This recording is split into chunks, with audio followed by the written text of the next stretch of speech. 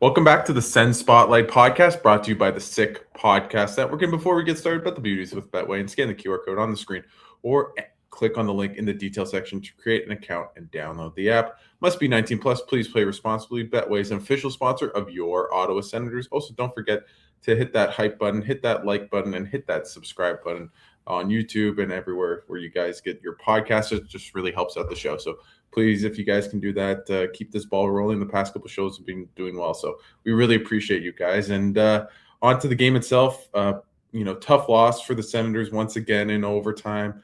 It hasn't been their friend, but James Reimer debut, he looked really good, solid. He gave the Senators a chance to win, which has felt like an empty concept for too long. So if they can get that kind of goaltending, you know what? Knock on wood, I can see the Senators going on a run. So anyways, we got it covered with Pierre McGuire once again. So hit it, Shane. Turn up your volume. Because you're about to listen to The Sick Podcast. Sens Spotlight. Here's Alfredson, burst of speed, gets a shot away, score! Daniel Alfredson ends the game in overtime and sends the Ottawa Senators to the Stanley Cup Final for the first time in franchise history. The sickest Ottawa Senators podcast. It's gonna be sick. Once again, joined by Pierre McGuire. Tough loss, but given the circumstances, not a terrible, game for the Senators, getting a point in overtime in Detroit. You know what, Alex? I thought they actually played really well. You get the 2-0 lead. You're looking really good to start, and then sending Pellica with a double screen in front. There's nothing Reimer can do. He doesn't see the puck. I mean, that's a hard play to start it off. But Detroit's a real good team. We talked about it. I give Ottawa a lot of credit. We talked about their travel after our last show. It was going to be tough. I didn't know they were going to get in at 2. I thought there was going to be like 1:30. They got in at 2. They played at 5. That's a hellacious schedule in a back-to-back. I know people say, oh, they're flying on private planes. Oh, they're eating first class. Yeah, they are. They're doing all that stuff. Your body and your mind can't take this all the time, and that's what this season is. It's just a torture test for all these players and all these teams. Yeah, and it's unfortunate. Like the stat was going around, last 2 games they lost 2-goal leads to lose the game. It was the first time I think in franchise history, which stings with everything going on with from the goaltending situation and just where they are in the standings when they really should be much higher up. But I thought overall, you could tell that there was a bit of wear and tear on guys. I thought there was a couple too many times where they had kind of easy exit plays in their own end. They tried to force it, and it just like sloppy. But I wonder if that's just being tired, especially as the game waned on. But give them credit. Like I thought they were in the game. I thought like maybe let's just go straight to Reimer because he's kind of the main event of last night. He wasn't spectacular, but I will say watching him, he gave me the most confidence of any Senators goaltender all year. And maybe it's just one game, and Reimer, there's a reason why he wasn't in the NHL until now. But he was exactly what they needed. He just made all the saves he needed to make. He looked confident. I trusted. I felt comfortable with him in the net. I didn't feel like everything could kind of find a way in. And I will say, if he can continue this, the way he's playing right now, and if that can look like sustainable, I really like where the Senators are going. The only hitch is Allmark is likely to come back. He had an interview with TSN's Claire Hanna over the weekend. That's probably coming out in the next couple of days. So he's probably coming back soon. So with that, like what's that dynamic? We'll find out. But I just want to say Reimer looked the part. I wish they had made this move like 2 months ago, and that's something maybe we'll talk about later. But all in all, I thought Reimer was exactly what the Senators have been missing. Some people would say, Alex, what are you doing? They gave up 4 goals. They lost in overtime. The DeBrincat overtime winner is a goal in any league against any goalie. That's just absolutely ripped coming down the off wing. That's number 1. 2-on-1 in overtime. The JVR goal, the James Van Riemsdyk goal, that's reverse Tim Stutzle from the night before against Montreal. As much as Senator fans wanted to celebrate that against Montreal and Sam Montembeault, well, guess what? Detroit fans want to celebrate that against, James Reimer in Detroit. So it's a spectacular play. The Raymond goal is launched through the screen of Jake Sanderson, but I don't know how many people look at or watch Lucas Raymond on a daily basis or a nightly basis. Like, he's a scorer. He's a pure scorer. That was a heck of a pick by Chris Draper and Sean Horkoff and their scouting staff, Hawken Anderson, another guy that was involved in that. So you look at the goals that went in, and I already talked about the Santine Pellica power play goal. He couldn't see the puck. So, like, I'm not faulting him on anything. So I love your points because I'm totally in agreement. Now James going to have to do it again. He's going to have to prove that he can do it with consistency. Mm-hmm. But this was a really good step forward, more positive than negative, I think. And for me, like, the way I saw it was like, I don't know if he stole them a point, but I thought he was their best player last night. Just all in all, I think he was the guy that stood out. And maybe it's just, the bias of watching him, all your eyes are locked in on him. But I was thinking about it this season. How many times had the Sens had their goaltender just kind of steal them a point? Yeah, we talked about Vegas. We talked about the one in Vegas. And I wrote that in the story. That's the only, in my story for Sportsnet today. That's the only game I can think of where the goalie legitimately stole them a win or a point. And, he wasn't, prime Carey Price, but he was good. He was really good, and he could have easily given up a couple goals there, and the Senators wouldn't have even been able to grab a point. So, we'll see what happens, but it gives me a little bit of hope because I think if they get that level of goaltending or close to for the rest of the season, I know they have a tough schedule. They have a lot of back-to-backs, but they're not actually traveling very far. It's mostly within the Eastern Conference.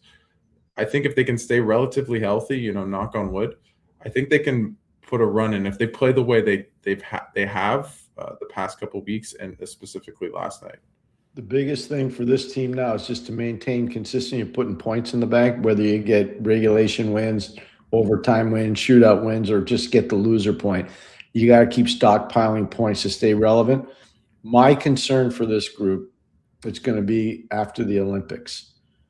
Stutzle is going to the Olympics. Sanderson's going to be a very important player for the Americans at the Olympics. Kachuk's going to be a very important player for the Americans at the Olympics. You start looking at key members of your team that are going to play in the Olympics. It's something that I think about for this group in particular because their overall depth is fine, but their elite level player depth is not as good as, let's say, Toronto's, or it's not as good as, let's say, Montreal's. It's not. They're good. They're deep. They're a deep team, but they're not. Their elite level players aren't as many as some of those other teams are competing against for the playoffs. Yeah, and I think that's the thing right now with this team, and that's why those injuries to Shabbat and Kachuk really waned this team, is that they don't have too many fillers of that quality. And obviously, you can preface it with, like, any team loses one of their best players, they're not going to be as good, of course. But the good news is they are healthy right now, outside of Allmark. We'll see how long that lasts, but they have been. Obviously, the really, I think the bad part about this weekend is they easily could have swept the weekend, and we feel so much different about this team. Mm-hmm. And they would be 2 points closer to the playoffs. They'd be starting to kind of get really kind of in that hunt a little bit, and they're still a ways away. And that's the frustrating part, is obviously they waste away that game in Montreal, mostly due to goaltending. And then last night, it's overtime. Stutzle, tries to make a perfect play, doesn't work, goes in the back of the net. Like, they're right there, and it just feels like they can't get that momentum, just get over the finish line. Yeah. And I think about the last couple of weeks, they haven't really beat a good team in almost 3 weeks, and that would be Washington.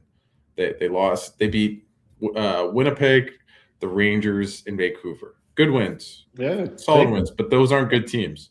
No. Right? And the Senators need to start beating good teams, and that's kind of, I think right now the issue was goaltending, and hopefully if that can be resolved, they can go on a run. And this week they play Columbus and Nashville. I feel like, for me, I don't know what you think, Pierre, but you have to get 4. Oh, yeah. Well, we talked about it the other day. At 6 points were apparent on this road trip. But the problem is that, okay, you got 1. Now you got to take care of 4 points coming up. I thought they had to get 4 or 5 points on this trip out of the 6. If they do 4, that's fine. 5 would be more preferable.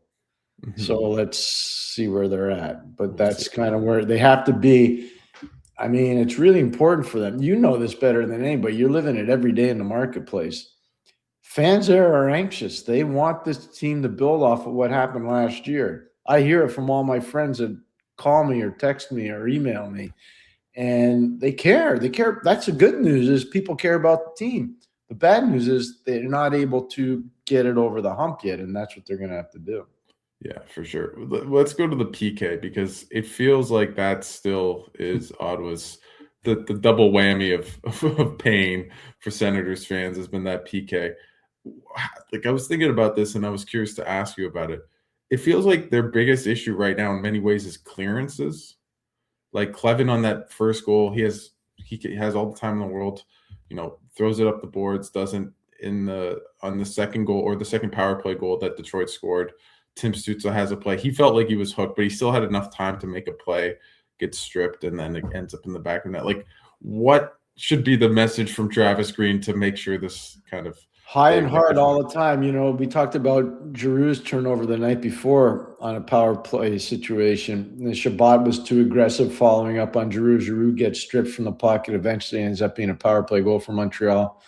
You got to make sure it's high and hard. Don't mess around. Like, we're not worried about scoring shorthanded goals right now. We're worried about clearing the puck out of the zone and making sure that they have to come 200 feet to generate another opportunity and kill time on the clock. Right now, I think the guys are trying to be too cute, too fancy, too slick. Better to be hard than not, and that's one of the things they really have to do. They got to start being hard on the puck. Do you feel like, and you talked about this maybe a bit before I noticed it, and once you said it, Pierre, I kind of was like, whoa, this is happening. Do you feel Tim Stutz is forcing a little bit in terms of holding on to the puck a little bit? Yeah, I saw it about 3 or 4 games ago, Alex. I'm not going to pretend where he was starting to get anxious. He was starting to get flustered. He was not playing maybe to the level where he wanted to, whereas most of us were like, Timmy, you're doing fantastic. Like, don't worry about it. You're doing great. But I sent, and then, you see the reaction after the Montreal game where he shatters his stick and you're like, okay, got that. And then I watched him last night after the game winning goal by DeBrincat, and you watch his reaction. He's like, oh my gosh, I can't believe that happened again. I think less is more sometimes. Mm-hmm. And I think he's got to get back to that. This guy cares so much. Yeah. If it was a player that was doing it because, he's just selfish, you'd say, okay, he needs a spanking. Not Timmy. Timmy cares. He really wants this team to do it. It's not about his own stats. It's about the team doing well. He really cares about the team. Yeah. No, he definitely does. Like that's the thing I love about Stutzle is just you can like feel his competitiveness like kind of come out. Like it's like that kind of Michael Jordan a little, like where you can like see it in his face. I'm not saying he's Michael Jordan, but just that like vigor of competitiveness. And that's what I, look at. He just turned 24. He's on pace for a point per game. He's on pace to, get close to upwards of 35 goals, 85 points in that vicinity. Really good 200-foot player. Like he has a couple maybe turnovers, but that's what happens when you have the puck all the time too. Like that's a byproduct. It's like people remember, and he doesn't turn the puck over like Erik Karlsson, but Erik Karlsson would have a lot of gaffes. Guess what? He'd make up for it like twofold. Because he was so dynamic. But if you have the puck, you're making decisions. The game's so fast, right? But I think, credit to the Senators. Their start was really good too. And I think the one guy that I've really liked his game of late is just Drake Batherson. I feel like he's really become like a power skilled forward. There's not a lot of players that actually play like him in my mind that are of that size, but very skillful and not necessarily the most physical, but he would tell you he plays his best hockey when he is physical. Yeah. But I really like the way he's been playing. I thought Drake was really good last night. I mean, I know he got the goal and he got an assist on the second goal, but I thought Drake was really solid. And I think he's been really consistent. I'm really admiring the consistency in this game, which is really important. And it can be with a bunch of different wingers. It could be with a bunch of different players. It could be in different situations, but he's still playing, I think, really well. I wonder again, we talked about it, the importance, like you look at the short window that's kind of there for these guys now. They know precarious situation. They see that Boston's won 6 games in a row. They know that the Leafs have won, 7 of their last 10 and are starting to surge big time. And they start to, you see their company around you. Montreal, you just lost to. You see what Detroit did. You just lost to them. Tampa's not going anywhere. Tampa's on a 13-game point streak. It's unbelievable. So you're in a rough neighborhood. And so there's not a lot of wiggle room. So every game matters. So you got to up the ante intensity wise. I think they're trying to do it. No, I don't think. I know they are. But again, like no wiggle room. You lose in Columbus coming up, and then you lose in Nashville. Like, forget That's it. over. Yeah. It's over. That's what I'm telling you. And so that's how hard this is right now. And so every game for these guys is Game 7. That's a hard way to live. It's playing a Game 3 is a lot different than playing a Game 7. Mm-hmm. Sure. You'd rather be in a lot of Game 3s right now than a lot of Game 7 at this juncture of the season. When there are 10 games left or 12 games left, you can kind of handle that. There's still almost half the season left, a little less than it, but you know what I mean. Yeah. And again, like you can go glass half full, glass half empty. I will choose glass half full, one for my own sanity and just for this podcast, but also because I do believe it. And I do think if they can get that goaltending that Reimer provided, I truly think if they got that level of goaltending the whole season, they would have gone on like an 8-9 game winning streak. Because if you look at these games, like obviously last night's an outlier. I think it was the most expected goals they allowed all season or up there. It was like 4.7 or something like that. But that's, as you mentioned, the travel, the game that you like, this emotional game in Montreal, you lose everything, right? They still easily could have won that game. It wasn't like, I think Detroit would probably carry the play for more than Ottawa did, but it wasn't like they were completely dominated. Right. And there's going to be a lot of those games now where, because they have so many back-to-backs, they have to find ways to collect points, to go on point streaks like Tampa Bay. And they had that stretch in November where they got points in 12 of 11. I like the fact that they've got points in 4 straight games, right? And in different circumstances. And I do think, as you said, though, these next 2 games, you have to win. Then you come home, you play Vegas, who obviously just had this big trade with Rasmus Andersson, play Carolina, who I do not like, but they're a beatable team when Brandon Bussy's not playing, so maybe he won't play that night. So either way, like I can see the pathway forward where you get a couple here, you start getting confident, you get some saves, you go play Vegas and Carolina at home, then you've got points in 8 straight games. Like, I'm not saying it's going to happen, but I can see the pathway for it. And then you do that, and then you're probably 2 or 3 points out of a playoff spot, and then you feel like you're back in the mix. So that's how it has to play out, though. What you just said is how it has to play out, Alex. If they don't do that, then again, I'm not going to pretend. Like, the next 2 games have to be in the win column. They have to be in the win. And I know it's great to keep stockpiling points. I read the post-game clips too, where guys say, well, we got points in 4 straight games. I get it. I understand that. That's a good way to look at it. But you need the extra point now, especially, when you're playing upper echelon teams, and you talked about them beat a lot of those teams. No, they haven't. At some point, you got to start to beat them. Like, Carolina is an upper echelon team. Vegas is an upper echelon team. Great point on Rasmus Andersson. That's going to be interesting to watch. But I would also kind of go back with like the upper echelon teams. Is I feel like they've played well against good teams. I don't feel like they've been, I felt last year, actually, there was a lot of times where it felt like they could beat all the teams in the mushy middle and below them. But when they played the creme de la creme, it was kind of harder for them to kind of compete at that level. Weirdly, even though their points percentage and they're lower in the standings, I find they play against the top teams. They're much more comfortable in those games. It's just they haven't been getting enough saves. So again, I don't want to sound like a broken record, but what do you make just like different? And I've thought about maybe writing this for Sportsnet. Like, Dylan Cousins is like 12th in the league in power play points. Like, what do you make of him being so effective on the power play and maybe not so at 5-on-5, but just maybe explaining that, differentiation for a guy like Cousins? Power play points still matter because there are points. He needs a little more time and space to make plays. So you're going to get that on the power play. He's really found a shooting spot in the high slot. You can go back to whether it was against Minnesota, whether it was against Vegas, the other night, last night in Detroit. He likes shooting from those areas. Like, he's really good in that area just between the 2 circles, almost in the upper slot. And he releases a puck really quickly and really well. So he's comfortable as a power play player. There are guys like that. There are guys that are just better on a power play. Luke Robitaille was a heck of a power play player. Just telling you, he was a really good power play player. Got a ton of points. Joey Mullen was a great power play player. Got a ton of points. There are guys that are just better at doing that. The 5-on-5 offense I thought would be a little more from him. But then, again, I'm not going to ever fault the management team on that deal. And Josh is a friend of mine, Josh Norris. I really like Josh a lot. I really do. Like, usually when you're working in the position that I had in Ottawa, you don't become friends with the players. But when I saw this kid get hurt and I saw what he went through to try to come back, you become more friendly with them. And then you start to talk, and then you start to identify how you can help them. So you become more friendly. And I've always respected him because he's such a pro and he cares. But if you look at it, he's hurt again, by the way. They made the right call. Yeah. The right call. And it pains me to say that because Josh is such a good kid, and I know how much he wanted to be a Senator forever.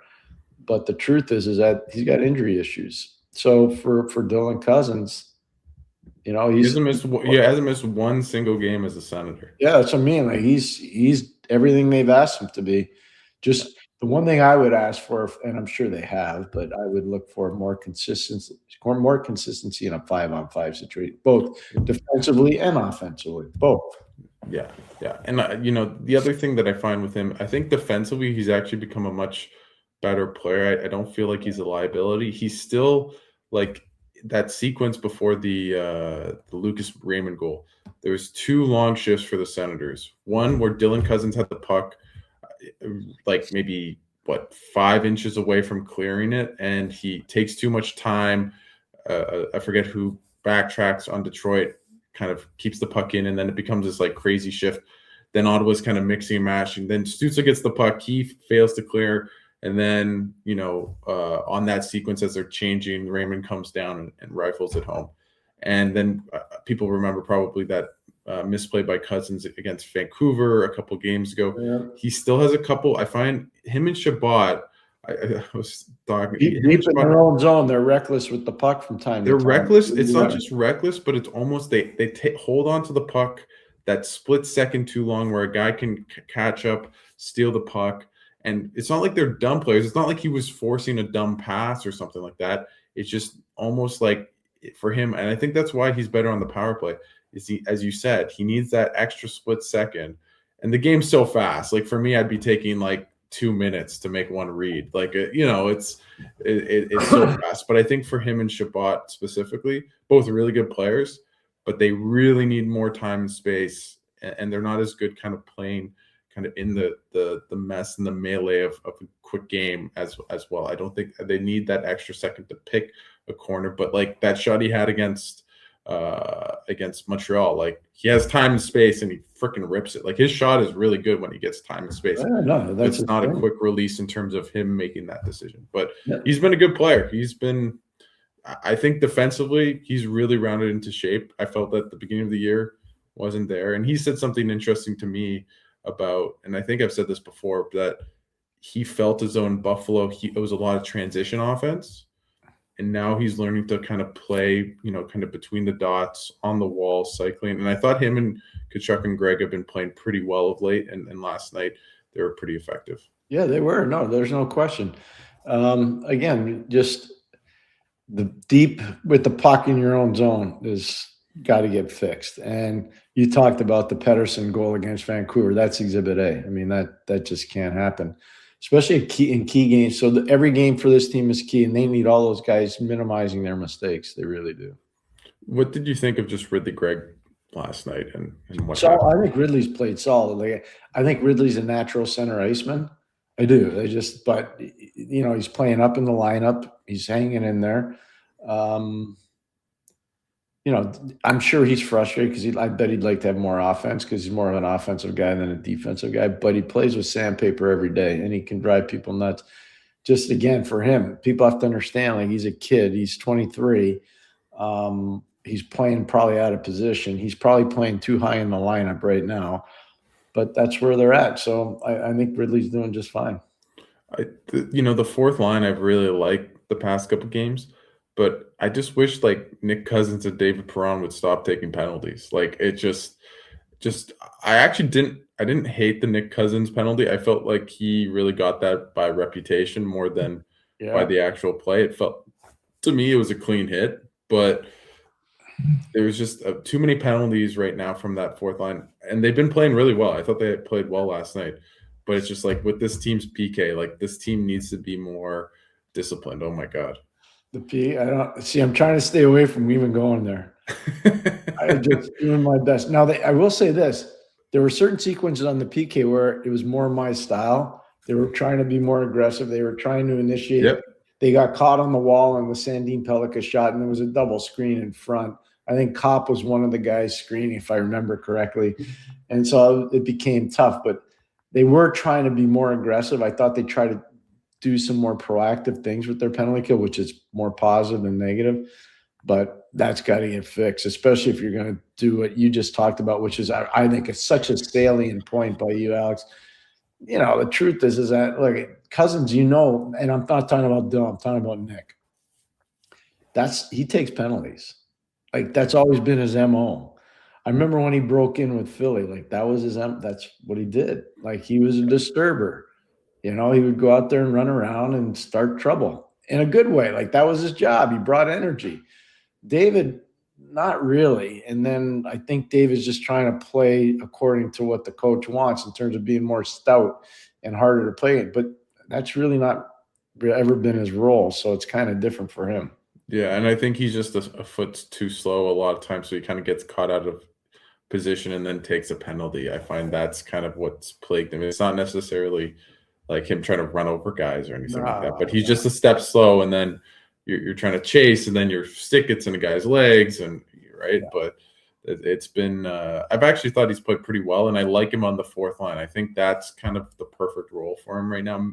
I think with the Senators having such an effective third line, it doesn't really make sense for him to be a third line player, where maybe on a lot of other teams he is that guy.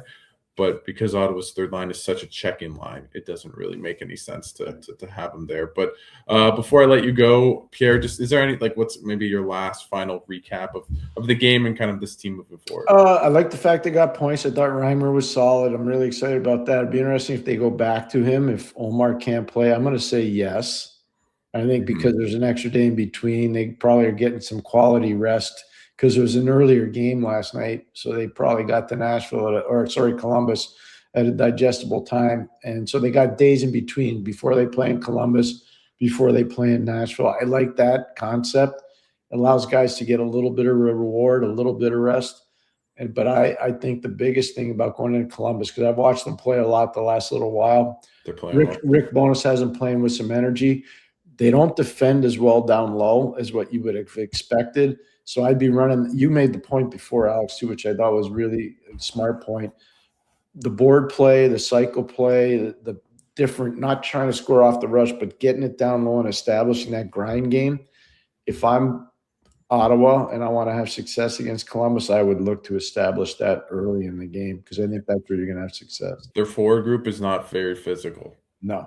And their defense has a couple of guys that can kind of hit and stuff, but they're not an overly imposing decor. So Brady Tkachuk has to get at it. I also think he had a pretty good game last night. I really noticed it. Brady's been fine. I had no quibble. I know people are expecting more points out of Brady, but Brady's been fine. I don't think Brady's a problem. But I feel like the last 2 or 3 games, the wheels are turning. He's revving up a little bit.